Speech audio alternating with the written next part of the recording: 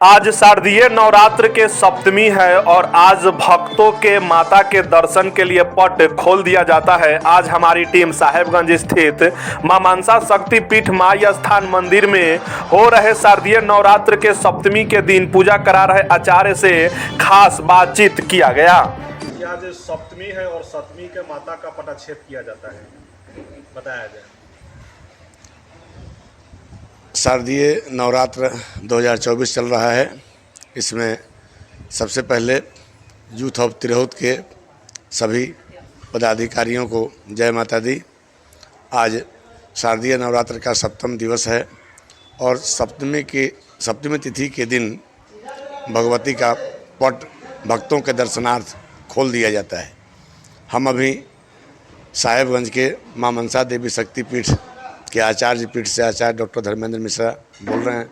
यहाँ भगवती के पूरे दरबार की अस्थाई प्राण प्रतिष्ठा हो चुकी है, तो यहाँ भगवती के पट पूरे वर्ष भक्तों के लिए एक समान ही रहते हैं। शारदीय नवरात्र में विशेष पूजा अर्चना होती है। तिथिवार भगवती को भोग लगाया जाता है। सप्तमी तिथि के दिन भगवती को गुड़ और मखाना ये अति प्रिय होता है, इसलिए आज पूजन में हम सब ने भगवती को गुड़ और मखाना का भोग लगाया। जी बताया जाए, यहाँ पे दूर दूर से जो श्रद्धालु और भक्तगण जो है एक आस लेके आते हैं और यहाँ जो भी मन्नत दिल से मांगते हो मन्नत पूरी होती है। इसीलिए इस भगवती का नामकरण हमने मां मनसा रखा था प्राण प्रतिष्ठा के समय। आप ही रखे थे? जी, नामकरण किया हुआ मेरा है। प्राण प्रतिष्ठा का आचार्य मैं ही था।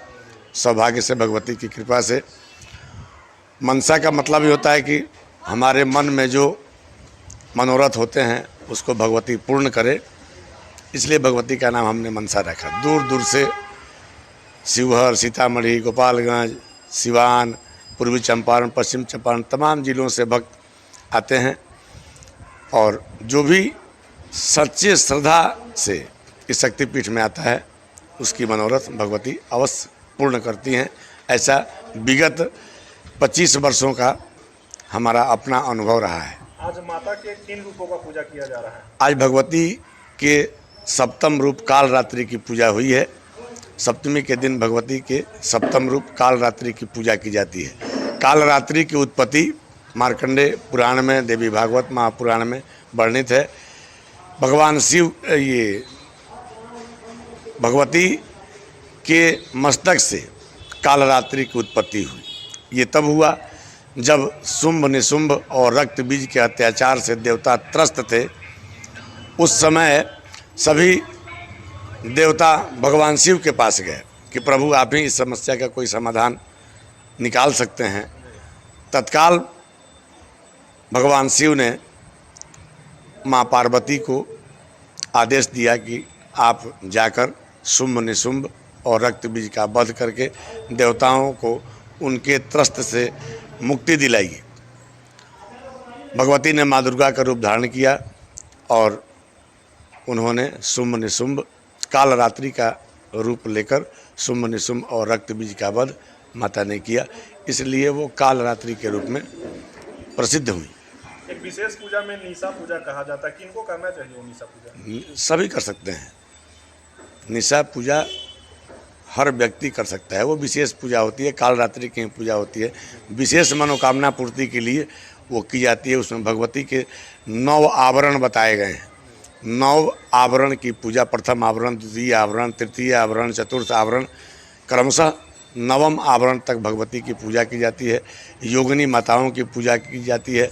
108 दीप प्रज्वलित किया जाता है और बलि इत्यादि दी जाती है। इस साल माता का आगमन कौन से सवारी पर हुआ और विदाई कौन से सवारी पर किया जाएगा? माता का आगमन, इसके लिए 2 प्रमाण सामने आते हैं। जहाँ शारदीय नवरात्र प्रारंभ होता है, एक गणना वहाँ से होती है। 10 दिन की दशहरा होती है, तो उसमें एक प्रथम जिस दिन कलश स्थापन होता है उस दिन से गणना होती है। तो इस बार गुरुवार को कलश स्थापन हुआ, तो गुरु शुक्रौ च दोलायाम प्रमाण के अनुसार गुरुवार को जिस दिन कलश स्थापन होता है तो भगवती का आगमन डोली पे होता है और भगवती का गमन शनिवार को विजयादशमी है, तो शनिवार को भगवती की जो अस्थिर मूर्तियाँ जहाँ जहाँ पंडालों में बनी हैं उनका विसर्जन होगा। तो भगवती का गमन ये मतलब पैदल उनका गमन होगा।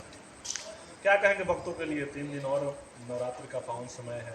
बस सच्ची श्रद्धा, विश्वास, आस्था और भक्ति के साथ शेष 3 दिन भगवती की आराधना करें।